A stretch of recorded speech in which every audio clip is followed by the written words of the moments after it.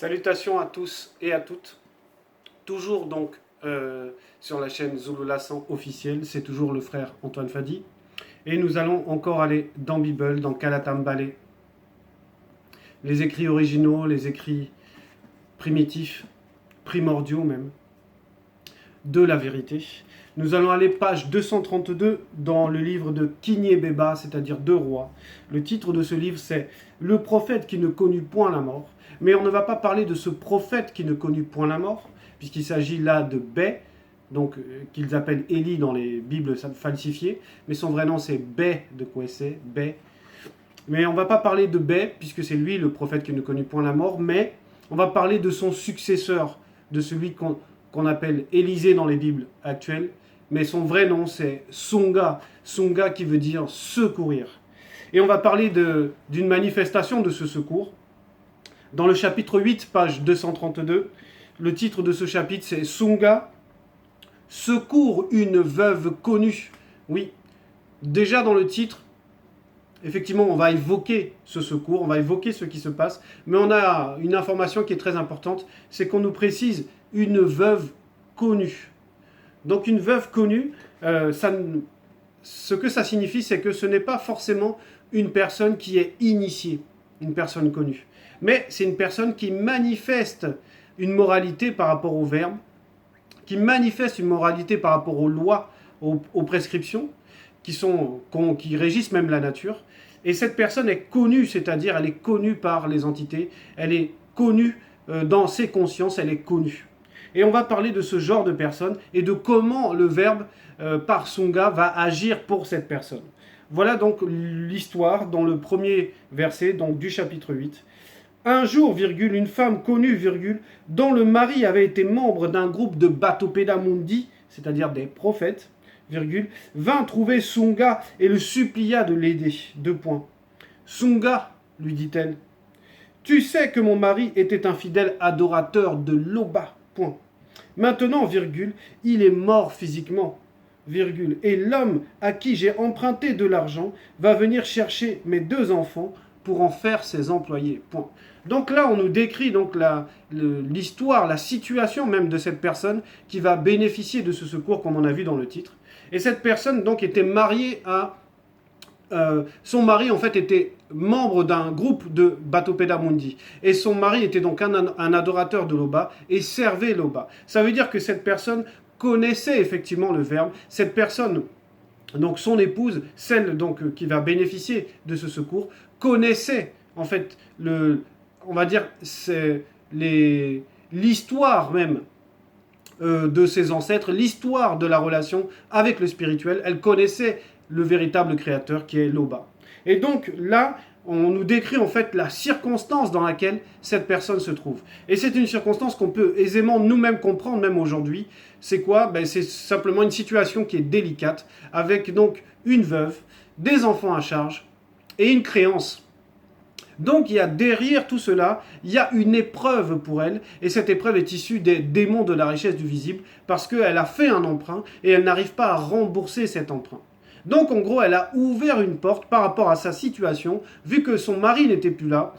Elle, dans sa conscience à elle, dans sa sagesse à elle, le moyen qu'elle avait trouvé de pouvoir tenir dans cette situation, c'était de faire un emprunt, d'emprunter de l'argent. Et maintenant, elle n'arrive pas à rembourser cet argent et elle se trouve en grande difficulté. Et là, elle décide d'aller vers ce prophète majeur, vers Songa, qui va porter son nom donc, et elle va lui exposer sa situation, d'abord en exposant, on va dire, qui elle est à travers son mari.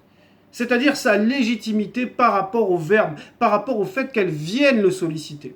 Donc elle commence déjà parce qu'elle connaît néanmoins son identité.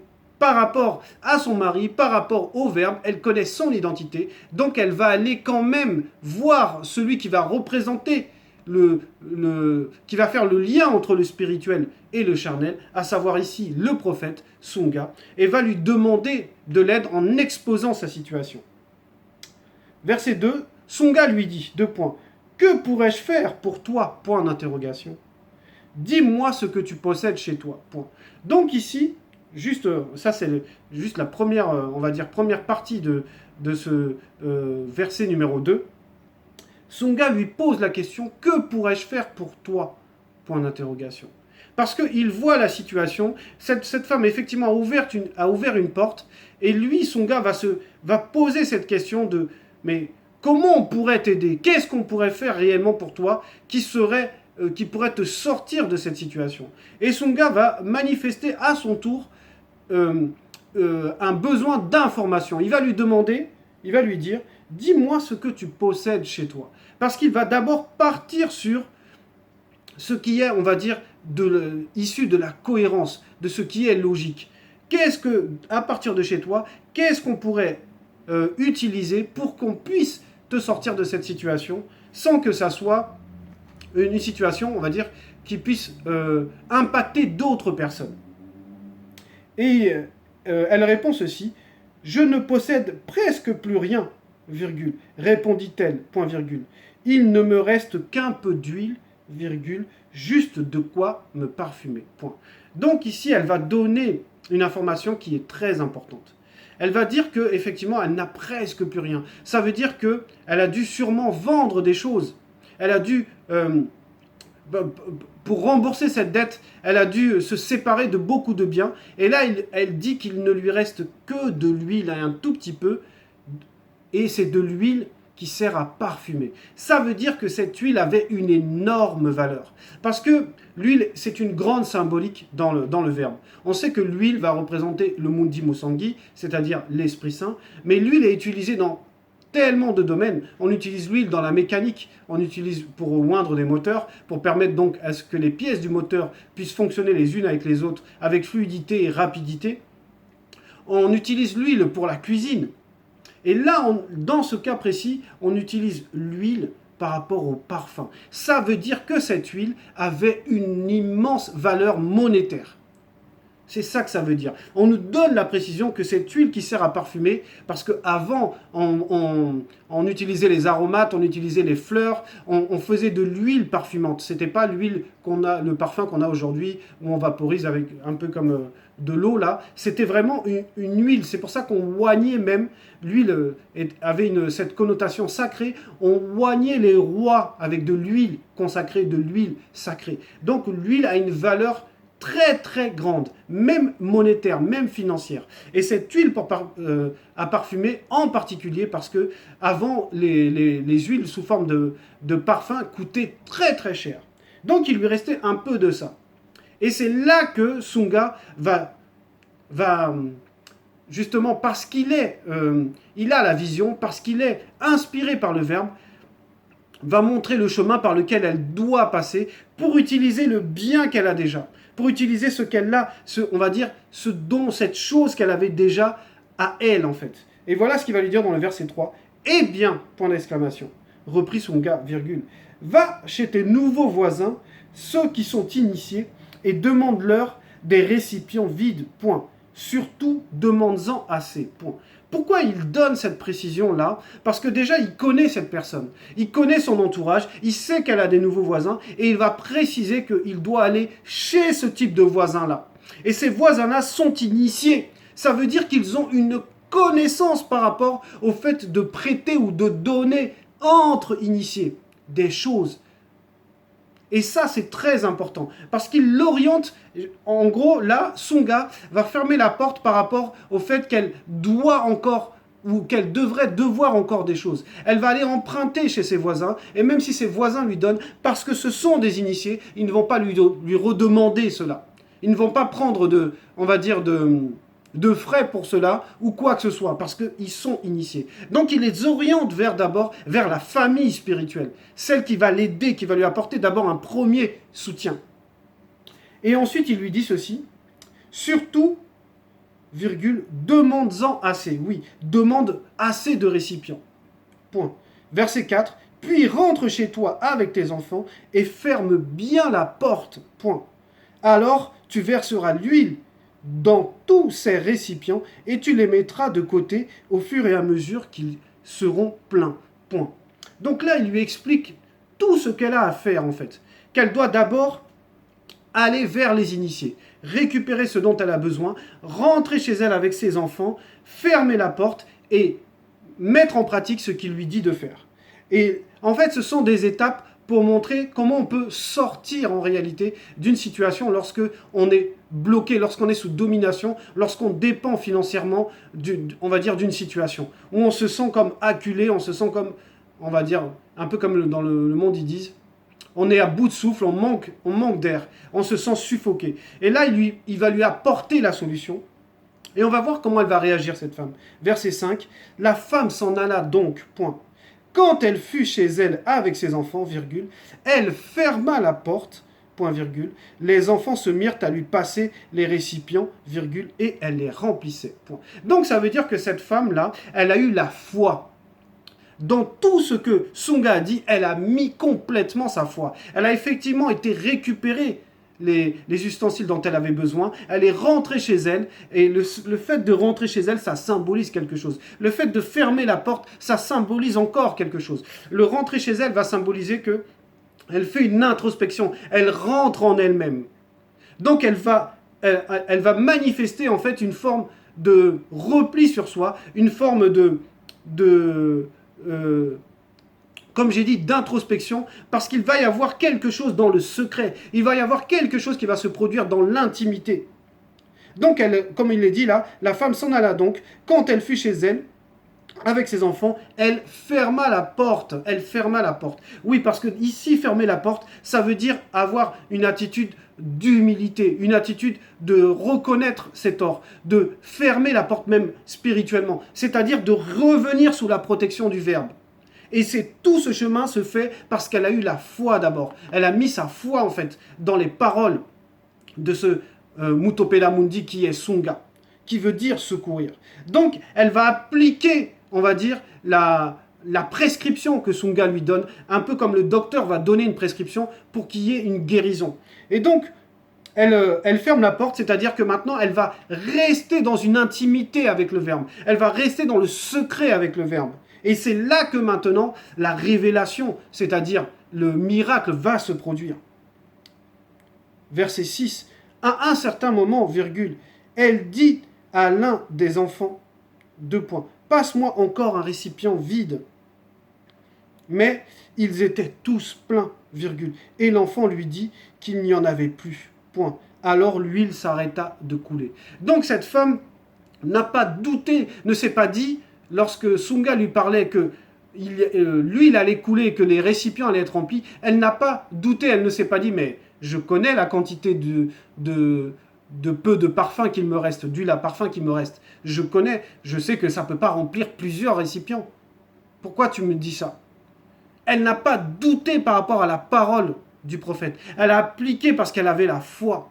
Et maintenant, cette huile s'est mise à couler. Et elle a rempli tous les récipients jusqu'à ce qu'il n'y ait plus de récipients disponibles et l'huile s'arrête de couler parce que, on va dire, le nombre était complet. Ce dont elle avait récupéré comme soutien qui vont représenter les récipients vis-à-vis des initiés, c'était rempli. C'est-à-dire que c'était exactement comme ça que les choses devaient se passer parce qu'elle a suivi, on va dire, à la lettre les prescriptions de Sunga. Donc cette personne est en train là de connaître cette délivrance. Elle s'aperçoit du miracle et ce miracle est parti donc du fait qu'elle avait quelque chose chez elle. Elle avait encore un tout petit peu de quelque chose qui a de la valeur. Et cette chose peut représenter aussi l'étincelle qu'on a on va dire, de l'amour de la loi. Parce que des fois, dans notre quotidien, on peut se retrouver face à des circonstances qui nous submergent et on ne sait plus par où passer pour s'en sortir. Et là, il faut une introspection. Il faut s'appuyer sur ce qui a réellement de la valeur en chacun de nous. Ça peut être un don, ça peut être, comme je disais, cet amour qu'on a pour le Verbe, cet amour premier, cet amour innocent qu'on avait pour le Verbe. Et il faut s'appuyer sur ça. Et ça, le Verbe va le multiplier. Pour qu'on puisse sortir, on puisse retrouver la force, qu'on puisse retrouver la confiance, la certitude pour sortir d'une situation délicate. Donc, verset 7, la femme alla raconter au Mutopela Mundi ce qui venait d'arriver, point virgule. Celui-ci lui dit deux points. Va vendre cette huile et rembourse ta dette, point virgule. Ce qui te restera d'argent vous permettra ensuite de vivre, virgule, toi et tes enfants. Donc maintenant qu'elle a récupéré une puissance qui va représenter cette huile, qui va représenter la richesse, parce que derrière la face cachée de cette huile, ça peut représenter l'enseignement, ça peut représenter la connaissance, la sagesse que Zululasan déverse dans cette réalité, l'omni, on va dire, potence du Verbe lui-même, la connaissance qu'il donne à chacun de nous pour utiliser notre sagesse, utiliser notre intelligence pour nous sortir de situations difficiles dans le visible. Donc il lui dit maintenant de prendre de cette richesse et de l'utiliser et de la vendre, c'est-à-dire qu'elle puisse récupérer l'argent dont elle a besoin pour rembourser sa dette, parce que c'était ça d'abord. Pourquoi il fallait rembourser la dette en premier? Parce qu'il fallait sortir de la domination. Et le remboursement de la dette, c'est la libération. Et maintenant, il lui dit même que ce qu'il va lui rester lui permettra même de vivre encore, de retrouver un bien-être financier. Donc, le Verbe avait, on va dire, fermé toutes les portes, définitivement. Et il fallait juste que maintenant qu'elle applique, qu'elle utilise cette puissance qu'elle avait maintenant en sa possession. Et Sunga va expliquer même au-delà de ça. C'est pour cela que là, dans le verset 8, il va dire « Car ne devez rien aux non-initiés, virgule, aux blancs et aux sans-mêlés, virgule, et tout bien matériel qui appartient à un initié, virgule, appartient aussi aux autres initiés. » Et là, on rentre dans des paroles qui sont intemporelles, qui dépassent l'époque même où Sunga les exprimait là à ce moment, et qui viennent même jusqu'à notre époque. Et là, il ne s'adresse pas que à elle, parce qu'il dit bien, il ne lui dit pas car ne doit rien, mais ne devait rien. Parce que on va dire, c'est la loi même pour tous les initiés, pour tous les non-initiés graciés, de ne pas dépendre du non-initié, du blanc et du sang-mêlé, mais de dépendre du Verbe. Parce que c'était ce qui se passait là.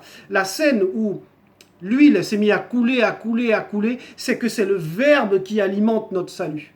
C'est ce que cela représentait. Et il lui disait que voilà, si maintenant le Verbe, c'est celui qui alimente ton salut, tu ne dois pas dépendre des non-initiés, des blancs ou des sans-mêlés. Mais tu dois dépendre du Verbe. Pourquoi? Parce que quand tu dépends du Verbe, tu domines sur le non-initié, le blanc ou le sans-mêlé. Donc c'est ce qu'il lui dit, car ne devez rien aux non-initiés, virgule, aux blancs et aux sans-mêlés, virgule, et tout bien matériel qui appartient à un initié, virgule, appartient aussi aux autres initiés. Et là, c'est la force de la communauté. Et c'est malheureusement, c'est ça qui manque actuellement à Ouassé. On a l'impression que, à cause du FMI, à cause des emprunts que font les pays africains, qu'ils croulent sous les dettes, que c'est toujours l'Afrique qui doit aux autres pays, aux autres nations. Mais les choses sont en train de changer parce que l'homme noir est en train de se réveiller. C'est pour ça que même certaines puissances, comme on a l'exemple en ce moment du Japon qui a décidé d'annuler les dettes de certains de ces pays africains en tant que créanciers, parce que les choses changent de plus en plus. L'homme noir est en train de récupérer son identité. C'est pour cela que cette femme aussi, il fallait qu'elle rentre chez elle d'abord. Il fallait qu'elle récupère son identité, qu'elle soit consciente de son lien avec le Verbe. Donc le message, c'était ça. L'Oba est toujours glorifié.